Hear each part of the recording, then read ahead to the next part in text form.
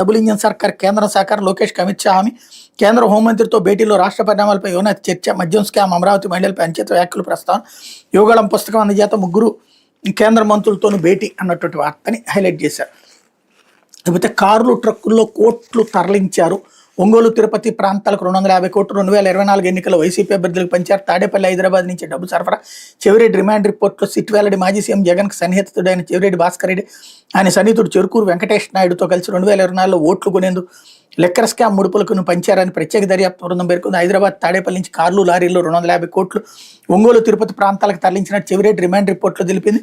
Ongole YCP MP అభ్యర్థిగా పోటీ చేసిన ఆయన తన ఖర్చులతో పాటు వైసీపీ అభ్యర్థులకు పంపిణీ చేసేందుకు సొమ్ము వెచ్చించారని వెల్లడించింది.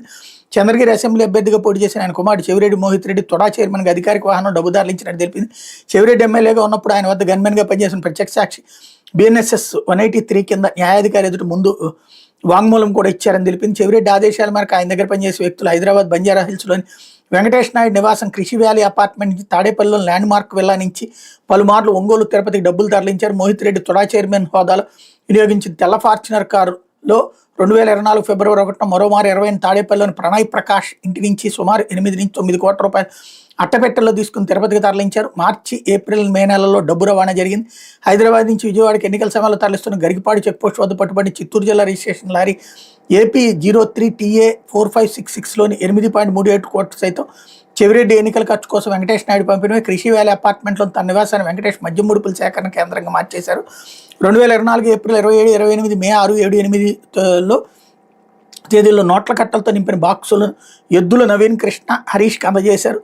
ఈ నగదును చెవిరెడ్డి విజయం కోసం పంపిణీ చేశారని రిమాండ్ రిపోర్ట్లో పేర్కొన్నారు. మోహిత్ రెడ్డి అధికారిక వాహనం పలుమార్లు తిరుపతి తాడేపల్లి మధ్య హైదరాబాద్ తిరుపతి మధ్య తిరిగినట్టు టోల్ గేట్లో రికార్డులు లభించినట్టు సిట్ వెల్లడైంది. హైదరాబాద్లోని వెంకటేష్ నాయుడు ఇంటి ముందు సీసీ కెమెరాలోని ఫుటేజ్ లభ్యమైంది. తొడా చైర్మన్ వాహన లాగ్ రికార్డులో తిరుపతి దాటి ఆ వాహనం వెళ్లేదని ఉంది. కానీ ఆ వాహనంలో చెవిరెడ్డి గన్మెన్ డ్రైవర్ ఉన్నట్టు వారి సెల్ నెంబర్ల లొకేషన్ చెప్తుంది. దీనికి సంబంధించిన టెక్నికల్ ఆధారాలను అధికారులు సేకరించారన్నటువంటి వార్తని హైలైట్ చేశారు. ఇది